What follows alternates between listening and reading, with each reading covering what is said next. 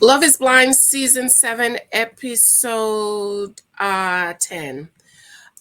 This scene with Ramses and Marissa, I'm going to come back and talk about the whole episode, but I wanted to take some time out to talk about this scene between them.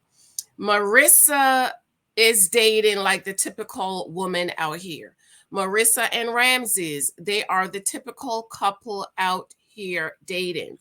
You meet a man and you get so emotionally involved and you put all the important things on the back burner. That's what I'm going to talk about really, really quick. Thank you for your love and support. Thank you. And shout out to all of our new cousins. I absolutely welcome you and thank you for your love and support. If you did not check out the live we did on a few nights ago, please be sure to check it out. I did replay it yesterday for those people who might have missed it. Be sure to subscribe, thumbs up. Thank you for your love and support. Thank you for those of you showing me love on my birthday, October 11th. I celebrate all month, girl.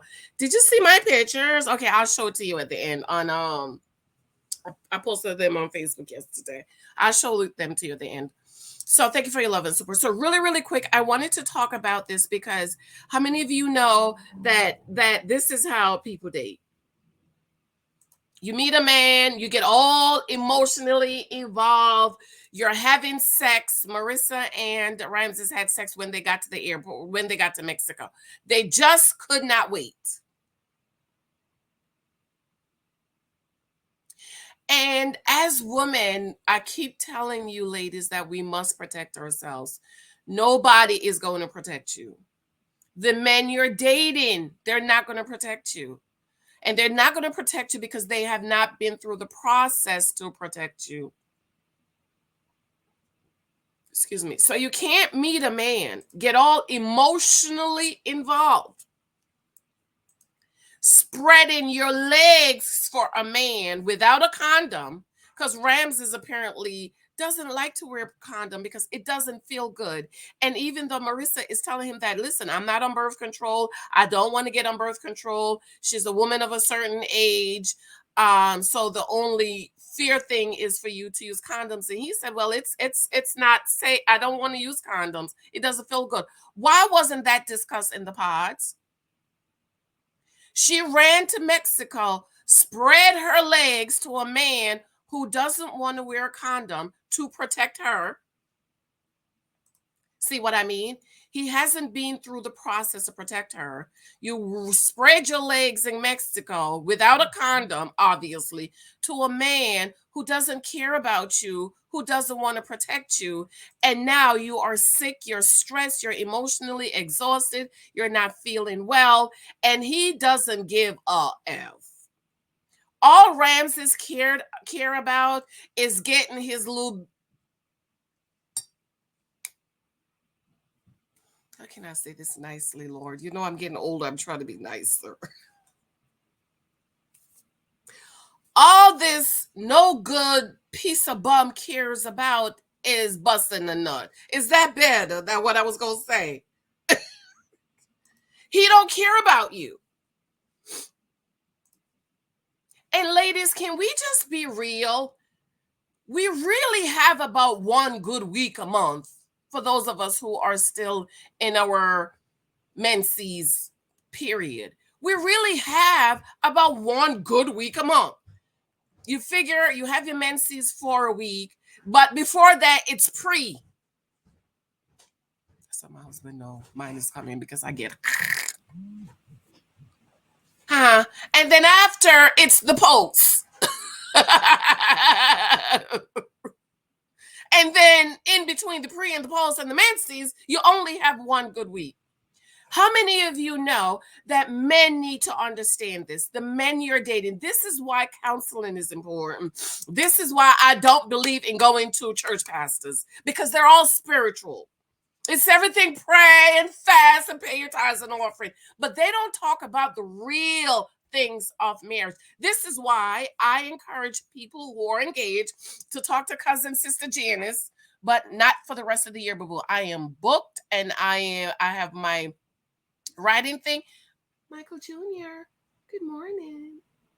My writing next month is NaNoWriMo. This is Preptober, and I haven't prepped.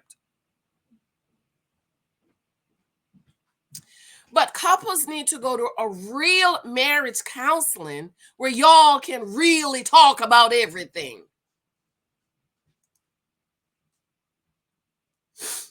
Talk about, even in our marriage counselor talked about I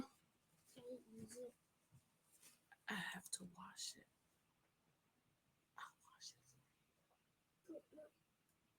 I'll wash it. Just give me a few minutes. Okay? Can I wash it myself? No, I don't want you to wet your uniform, so It's not go away. I'll wash it. I'm almost done. I'll wash it. You can take it to school. I'll wash it. Our marriage counselor talked to us about menopause. You do understand there's going to come a time that your wife is going to be going through menopause and she might not want to be physical. Talk to me about you know your husband will get older, and at a certain age, things might not work how it used to work. And one of the questions my pastor Pastor, who's also my dad, talked to me about, he said, if you get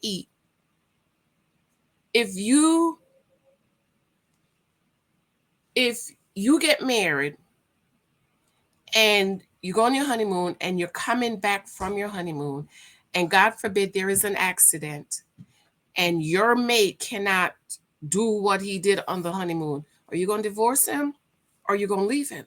So he said, marry a man that if something happened right after you get married, you're going to stay with him, but for all the other things. That's the man you marry. If it's just this, don't marry him.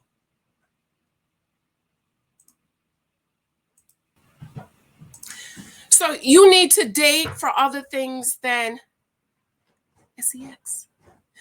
Because this is why dating is for data. If all you have is this, the marriage is not going to work. I posted my community tab yesterday about a lady who her mom passed, or somebody passed, and she's really having a hard time. Her brother, she saw him die, and then they cold blew, and then he came back, and then he died. So she's really having a really traumatic time. It's been 2 months, and her husband is ready to divorce her because she can't.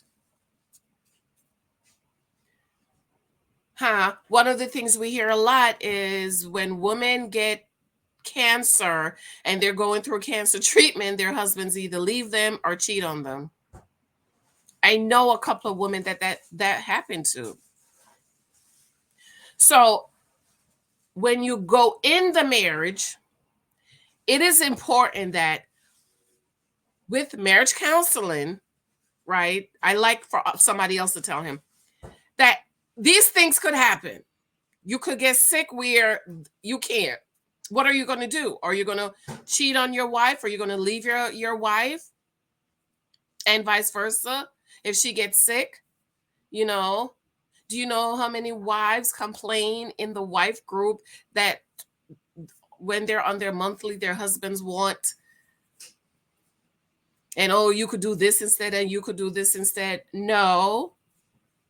That time is a time of purification for the wife. But you know what a husband needs to be doing during that time? Praying, fasting. That's a time for both to go through this process. But when you date men and this is not explained to them, or you don't explain it to them, or you don't tell them, and they think for the rest of your life you're going to be doing this every day, all day, and then they don't calculate in life experiences, getting sick.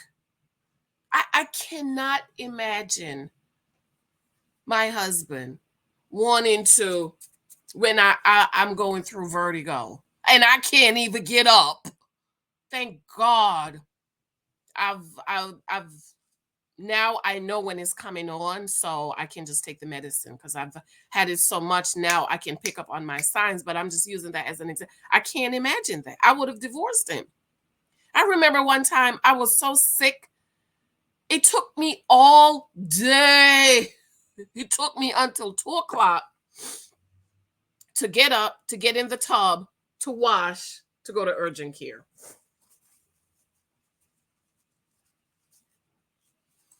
I had to call Lexi downstairs to help me get in the tub and wash.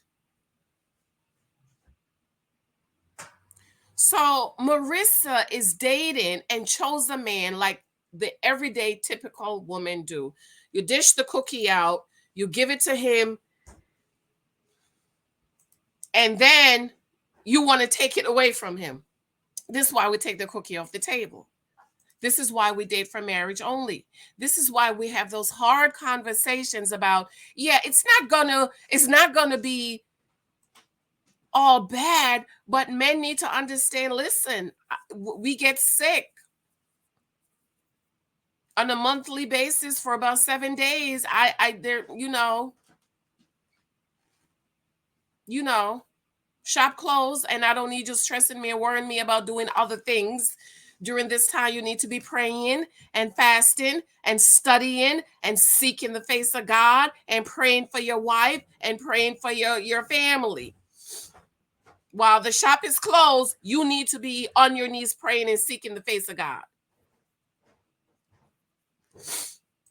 These are things that should be talked about and discussed. And this is why, ladies, it is so important for you to know what you want. And this is why you need to have these conversations with these men.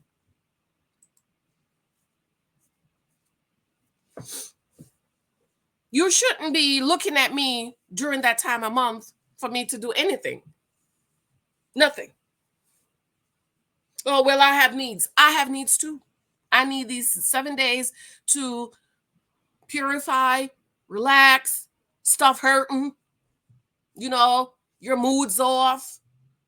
But you need to be concerned about,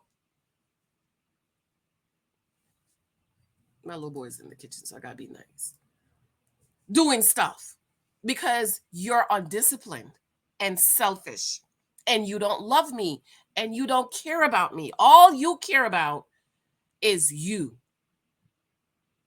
And this is what happened, ladies.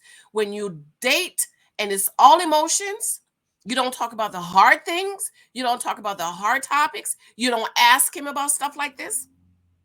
And then you dish it out every day, and then you want to take it away.